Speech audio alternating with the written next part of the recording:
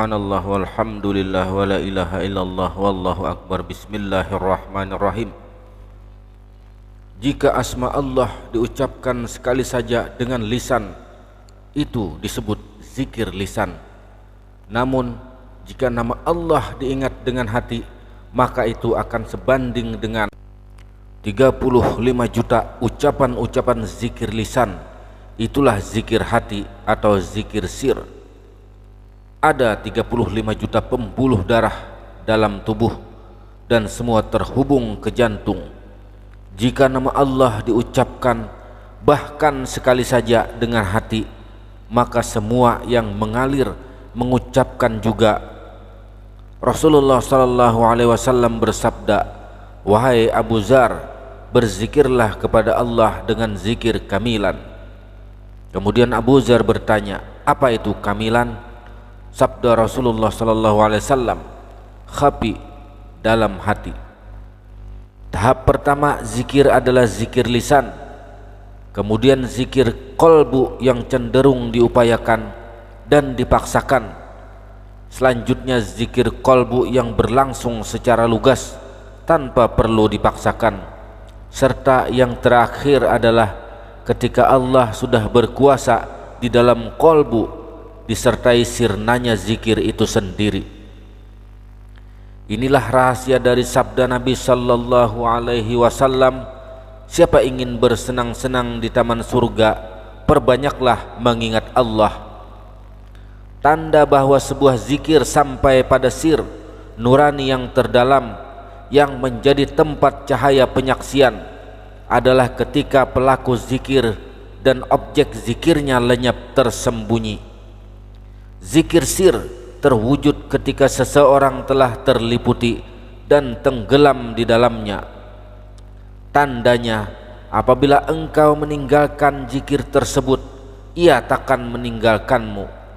Zikir tersebut terbang masuk ke dalam dirimu untuk menyadarkanmu dari kondisi tidak sadar kepada kondisi hudur, hadirnya qalbu. Salah satu tandanya, zikir itu akan menarik kepalamu dan seluruh organ tubuhmu sehingga seolah-olah tertarik oleh rantai. Indikasinya, zikir tersebut tak pernah padam dan cahayanya tak pernah redup.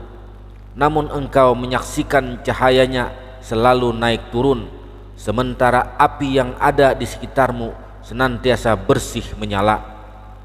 Zikir yang masuk ke dalam sir terwujud dalam bentuk diamnya si pelaku zikir, seolah-olah lisannya tertusuk jarum atau semua wajahnya adalah lisan yang sedang berzikir dengan cahaya yang mengalir darinya. Ketahuilah, setiap zikir yang disadari oleh qalbumu didengar oleh para malaikat penjaga, sebab perasaan mereka beserta perasaanmu di dalamnya ada sir sampai saat zikirmu sudah gaib dari perasaanmu karena engkau sudah sirna bersama Tuhan. Zikirmu juga gaib dari perasaan mereka. Kesimpulannya, berzikir dengan ungkapan kata-kata tanpa rasa hudur kehadiran hati disebut zikir lisan. Kemudian berzikir dengan merasakan kehadiran qalbu bersama Allah disebut zikir qalbu. Sementara berzikir tanpa menyadari kehadiran segala sesuatu selain Allah disebut zikir sir. Itulah yang disebut dengan zikir khafi. Allah subhanahu wa ta'ala berfirman, "Dan berzikirlah kepada Tuhanmu dalam hatimu, nafsika dengan merendahkan dirimu dan rasa takut, dan dengan tidak mengeraskan suara di waktu pagi dan petang, dan janganlah kamu termasuk orang yang lalai." Rezeki lahiriah terwujud dengan gerakan badan, rezeki batiniah terwujud dengan gerakan qalbu. Rezeki sir terwujud dengan diam, sementara rezeki akal terwujud dengan fana. Dari diam sehingga seorang hamba tinggal dengan tenang untuk Allah dan bersama Allah. Nutrisi dan makanan bukanlah konsumsi rohani, melainkan konsumsi badan. Adapun yang menjadi konsumsi rohani dan qalbu adalah mengingat Allah, zat yang maha mengetahui segala yang gaib. Allah subhanahu wa ta'ala berfirman, orang-orang beriman dan qalbu mereka tentram dengan mengingat zikir kepada Allah.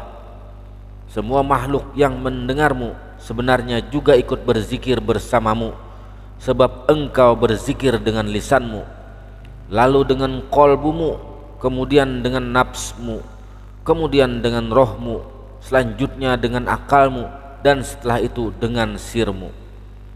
Bila engkau berzikir dengan lisan, pada saat yang sama semua benda mati akan berzikir bersamamu.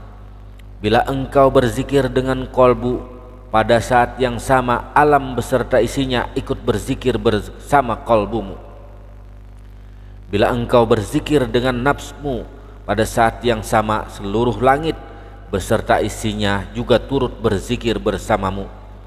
Bila engkau berzikir dengan rohmu, pada saat yang sama singgasana Allah arsy beserta seluruh isinya akan berzikir bersamamu. Bila engkau berzikir dengan akalmu, para malaikat, pembawa arsy dan roh, orang-orang yang memiliki kedekatan dengan Allah juga ikut berzikir bersamamu. Bila engkau berzikir dengan sirmu, arsy beserta seluruh isinya turut berzikir hingga zikir tersebut bersambung dengan zatnya. Imam Al-Baqir dan Imam Asy-Syadiq berkata, para malaikat tidak mencatat amal soleh seseorang kecuali apa yang didengarnya. Maka ketika Allah berfirman, berzikirlah kepada Tuhanmu dalam hatimu, tidak ada seorang pun yang tahu seberapa besar pahala zikir di dalam hati dari seorang hambanya kecuali Allah Ta'ala sendiri. Di dalam riwayat lainnya disebutkan bahwa Rasulullah SAW bersabda, zikir diam khafi 70 kali lebih utama daripada zikir yang terdengar oleh para malaikat pencatat amal. Bila seorang hamba mampu melanggengkan zikir khafi serta meyakini bahwa semua alam lahir dan alam batin merupakan pengejauhan tahan dari nama-namanya, maka ia akan merasakan kehadirannya di semua tempat dan merasakan pengawasannya dan jutaan nikmat-nikmatnya. Perasaan akan kehadirannya ini akan mencegah sang hamba dari berbuat dosa dan maksiat. Tujuan zikir adalah untuk memurnikan hati dan jiwa dan membangkitkan hati nurani manusia dengan mengingat Allah, maka ia memiliki dampak yang lebih besar dari dalam sehingga dapat menahan dari perbuatan keji dan mungkar dari sekedar sholat resmi. Ketika seorang hamba membuka jiwanya kepada Tuhan, kemudian ia memuji-mujinya, maka Allah akan menguatkan dia dengan terangnya, meningkatkannya sehingga iman dan keyakinannya meyakinkan pikiran dan hatinya. Hal ini mengacu pada orang-orang yang beriman dan hati mereka menjadi tentram dengan mengingat Allah, karena tanpa keraguan dalam mengingat Allah lah hati menjadi tentram. Wallahu a'lam bissawab. Assalamualaikum warahmatullahi wabarakatuh.